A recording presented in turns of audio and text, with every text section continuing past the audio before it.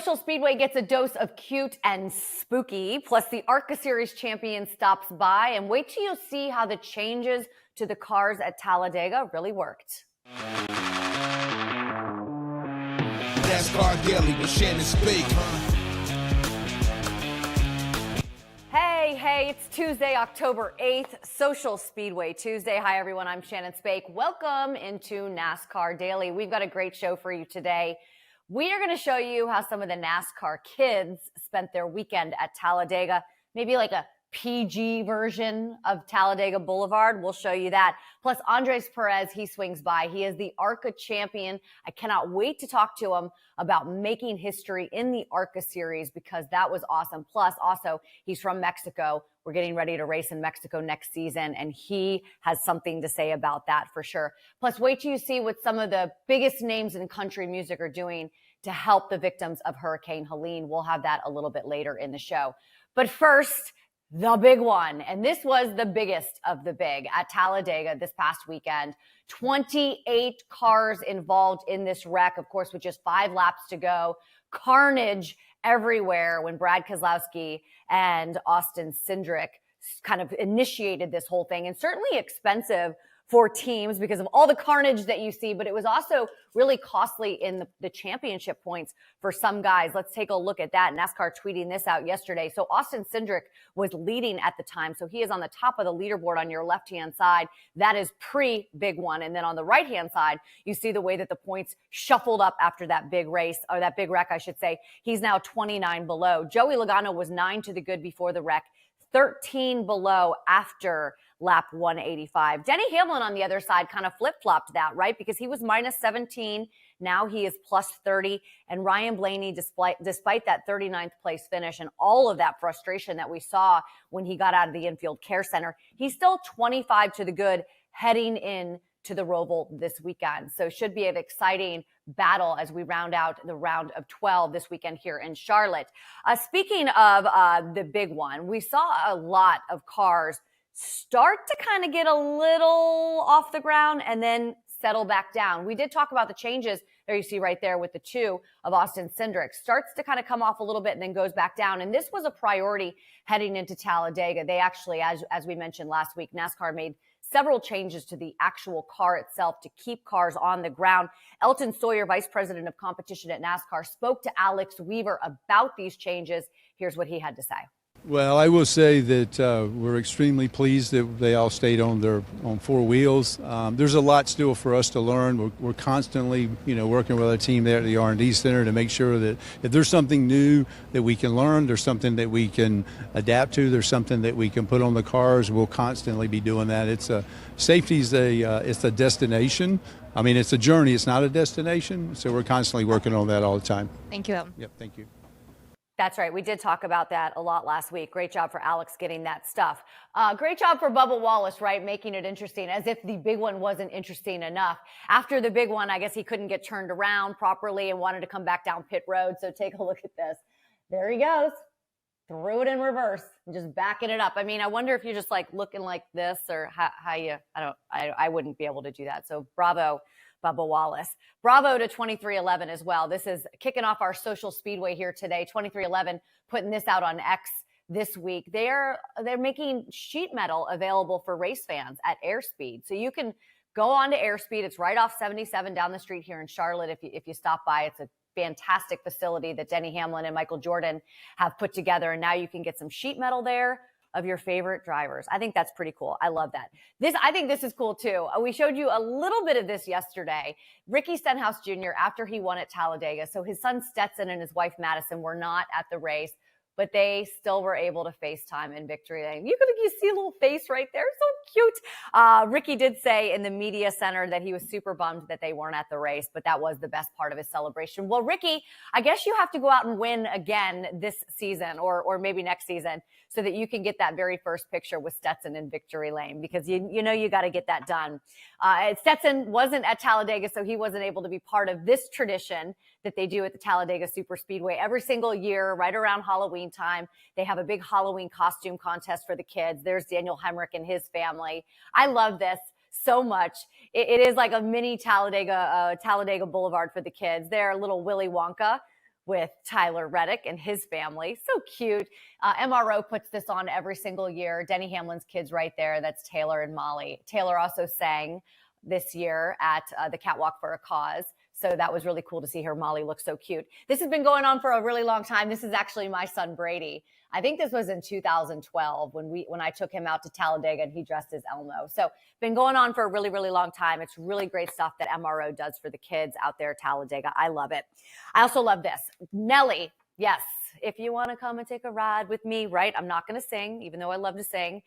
Nelly is going to be performing in Phoenix. Yes, I love Nelly. It's like a blast from the past. And so he's going to be performing at Phoenix for the championship race. I've had an opportunity to meet Nelly a couple of times. I did a golf, I should say, a bowling tournament, a charity bowling tournament 2 years ago. So that's me with Nelly. I also interviewed him about 20 years ago when he was a partial owner in the then Bobcats. And so I've got to meet him a couple of times. And I've seen him perform as well, and he's awesome. He is excellent. Ross Chastain, before we wrap our Social Speedway, take a look at this. I love this little girl so much. She wanted a Ross Chastain-themed birthday party.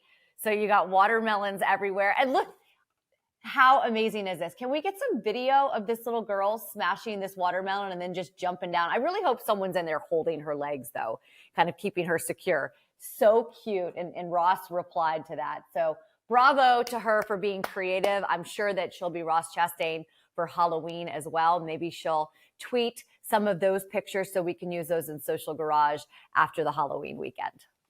I'm so excited to chat with Andres Perez. He won the ARCA Menard Series championship. He's just 18 years old, and he made history in doing it, right? Because he is the first Mexican-born driver to win a championship in the ARCA Series. In fact, he is the first champion born outside the United States in the series. So that is so cool. Thanks for joining us early this morning. When you started the season, how much did you think about making history in the ARCA Series?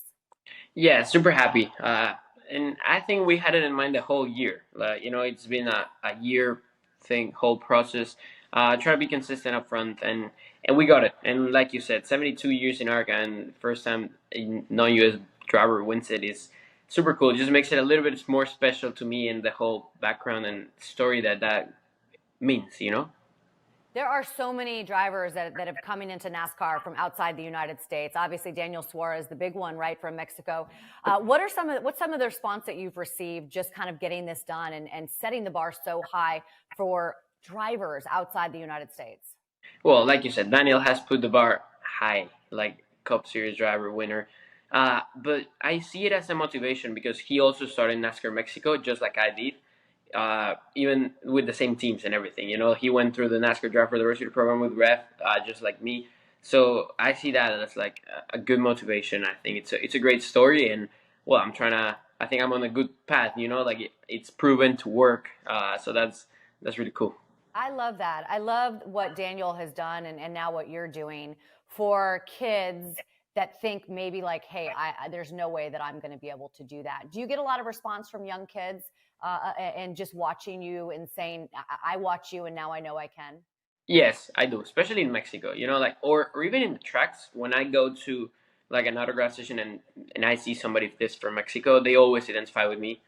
We talk a little bit in Spanish, and that's super cool, especially when we go like to Phoenix, all those tracks. It just has a little bit extra meaning, and it's special when those kids from Mexico or whoever it is just identifies with me and talks and said like, I can be like that, and it does happen a lot. Like it's often, and it's getting even more and more. So that's a really cool thing. And also in Mexico, I started in karting, so there's a lot of support from back home, and everybody that has supported me to this point. They're very proud of it, and they follow along a lot. Even though it's hard to sometimes catch the ARCA races in Mexico, there's a lot of support from Mexico, and I really appreciate that. Who were some of your drivers? Who were some of your inspirations growing up? So right now, I think it's pretty obvious it's Daniel. So when I was in Mexico, the NASCAR driver you can hear the most is Jeff Gordon. Like that's somebody that everybody knew in Mexico. Even if people wasn't watching at the race, you knew about Jeff Gordon. So I'd say that's for NASCAR. And then I also grew up watching a lot of F1 and open wheelers. So Checo from F1, he was also like I grew up watching him a lot, Checo and some other F1 guys too, and my dad. I cannot forget to say that my dad's also a racing driver.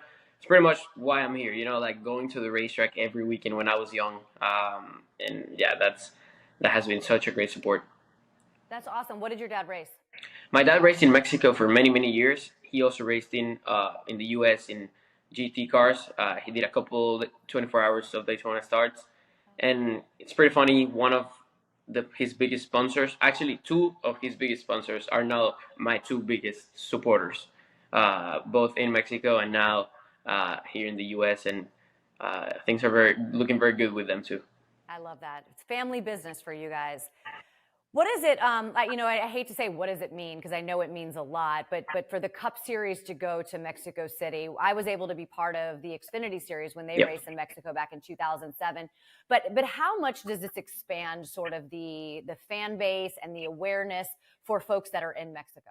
Well, I think it's everything. I think it's going to be such a cool event, and it's going to help so much. Like, it's going to bring so many people from Mexico.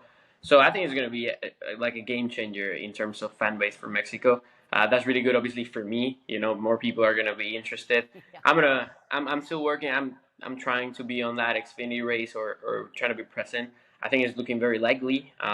So yeah, it's just super fun. And trust me, I know that weekend is going to be super fun. Like everybody that is involved in there, they're making such a great job. They're trying a lot, and it's going to be a really cool event. Andres, you're awesome. I'll say gracias and adios. I appreciate you very much. Thank you. Muchas gracias. It was really cool to talk to you. Gracias. That's it.